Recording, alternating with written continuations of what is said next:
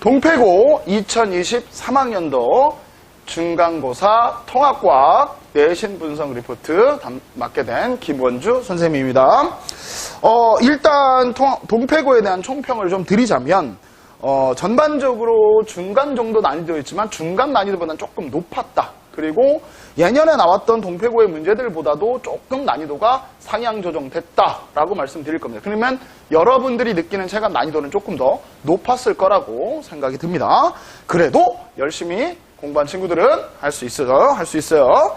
그래서 지금 이제 보면 이렇게 그렇게 신유형 문제는 없으나 난이도가 높다고 하는 기출 문제들의 유형들이 다소 출제됐기 때문에 조금 난이도가 있다라고 체감 난이도는 느끼셨을 겁니다. 그래서 그렇다 하더라도 90점대 중후반 정도가 1등급 컷이 될 수 있기 때문에 만반의 준비를 철저히 하셔야 될 겁니다. 자, 그러면 대표 문항 분석 한번 해보죠. 일단 첫 페이지에서는 생명체 문제가 나왔죠. 여기도 이제 시험 범위들이 좀 포함되어 있기 때문에 4번 문제를 보시면 반투과성막, 즉 세포의 삼투 현상에 대한 얘기가 나와 있고요. 이 삼투 현상을 그래프와 자료로 줬기 때문에 여러분들이 처음 이제 배웠을 때랑 조금 사뭇 다르죠. 그러니까 그런 자료를 분석하는 문제였기 때문에 그래서 조금 어려웠을 수도 있으나 조금만 들여다보면 우리가 배웠던 내용 충분히 적용하실 수 있었을 겁니다.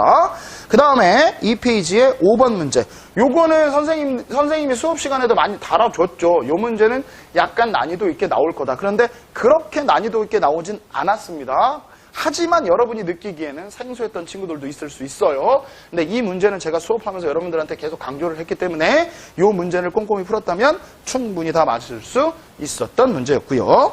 그 다음에 7번 문제를 보시면 여기도 마찬가지 감자세포의 삼투 현상에 대한 실험 자료를 주고 분석하는 겁니다. 문제가 길다고 쫄지 마시고 문제가 길어졌어도 어떤 문제를 어떤 내용을 어떤 걸 물어볼 건지 정확하게만 판단해서 알았다면 충분히 여러분이 풀 수 있었던 문제라고 봅니다. 그러니까 이런 문제들이 어떻게 보면 여러분들이 좀 까다롭다고 느낄 수 있었던 문제였다고 보이고요. 3페이지 문제에서는 생명 시스템하고 화학 정도의 문제들이 나오지만 뭐 10번 문제도 그렇고 12번 문제도 그렇고 많이 오픈된 문제였기 때문에 여러분들이 조금만 꼼꼼히 읽어봤다면 실수 안 하고 맞췄을 수 있었던 문제.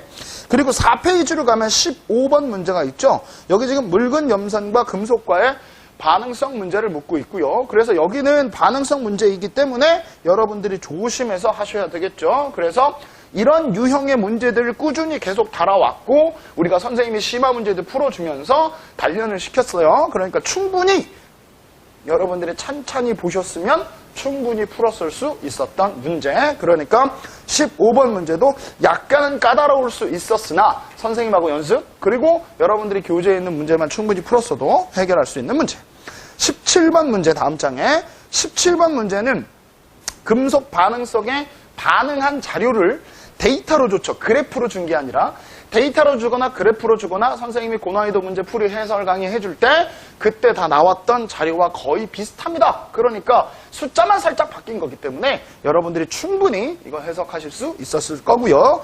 18번 문제는 거기 지금 나와 있는 것처럼 지금 얘도 이온수 변화 그래프로 줬어요. 그러니까 17번은 금속 반응성에서 데이터로 줬고 18번은 금속 반응성에서 그래프로 줬어요. 그러니까 누가 반응을 한 놈인지 누가 석출된 놈인지 그것만 여러분들이 화학 반응식 쓰고 개수만 맞출 수 있다면 충분히 할 수 있었을 문제인데 이런 유형의 비율, 즉 이온의 개수 비율이 나왔을 때 여러분이 좀 당황할 수 있겠죠. 그러니까 이런 부분들은 우리가 충분히 시험 문제, 시험 대비하면서 했었기 때문에 조금 고난이도 문제에 들어가는 것들이 나왔습니다. 실제로. 그러니까 여러분들이 조금 더 난이도 있게끔 시험 대비할 때 공부를 해야 되겠죠. 그걸 느꼈을 거라고 믿어 의심치 않아요. 자, 그 다음 장 넘어가면 이제 6페이지 마지막 장 보면 21번 문제. 선생님이 누누이 얘기했죠? 어디에 무엇을 붙는 문제는 꼭 나올 거고 중화반응 패턴의 문제이기 때문에 이온수 변화에 대해서 초점을 맞춰서 여러분들 공부했다면 충분히 맞출 수 있었던 문제. 그죠? 너무 특이한 문제는 아닐 것 같고요.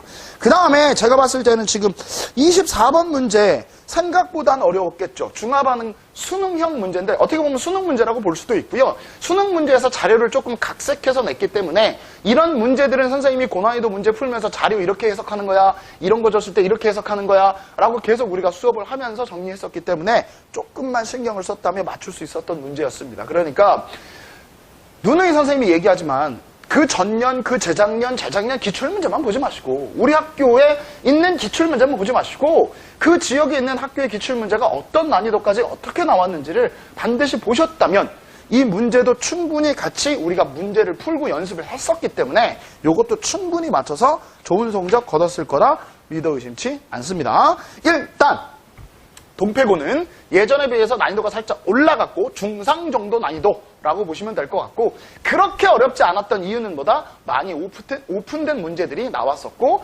기출문제를 조금 더 꼼꼼히 고난이도 문제 수업을 했을 때 조금 더 꼼꼼히만 했다면 충분히 다 좋은 점수 받을 수 있었던 시험 문제였다. 자, 동패고 2023학년도 2학기 중간고사 통합과 내신 분석 리포트 여기서 마치도록 하겠습니다.